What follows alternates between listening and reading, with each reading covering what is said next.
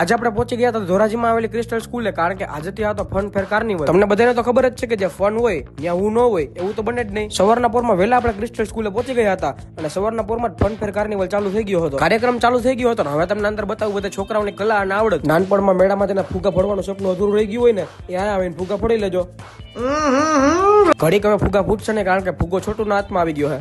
અચ્છા, જ્યાં જ્યાં હોસ્ટેલ વાળા હોય ને ત્યાં ભેળ ન હોય એવું બને જ નહીં. હોસ્ટેલ વાળાનો મુખ્ય ખોરાક જ ભેળ છે. વાત સહી છે. હું સવારનો વિડીયો ઉતારીને થાય થોડુંક લીંબુ શરબત પી લીધું, ત્યાં તો ફૂલે ફૂલ વિદ્યાર્થી આવવા માંડ્યા. હવે થશે ટ્રાફિક. આટલા બધા વિદ્યાર્થી એક આવશે એટલે વિદ્યાર્થીઓ ફૂલે ફૂલ તૈયારી કરવા માંડ્યા હતા, કારણ કે સ્ટોક ઘટવો જોઈએ. પણ દર વખતે એકાદો મરદ તો હોય જ, કોઈ પાર્ટનર નહીં, એકલો હો ભાઈ. દ્વારકા સેન્ડવિચમાં સેન્ડવિચ ખાતો હતો ને ત્યાં એક વસ્તુ જોઈ. ગમે એવડો ટ્રાફિક થઈ જાય પણ શિસ્ત ભૂલાય નહીં, લાઈન શેર જ હાલવાનું. સાચી દોસ્તી હોય એક પ્લેટમાં 2 જણા. ખાલી સાદો નાસ્તો એવું નહીં, અમુક વિદ્યાર્થીઓ તો પીઝા બનાવ્યા, પણ ભેળ જેવી ગરાકી ક્યાંય થાય નહીં ભાઈ. વડાપાવ ખાવા માટે વિદ્યાર્થીઓની નહીં પણ સ્ટાફની ગરાકી થઈ ગઈ.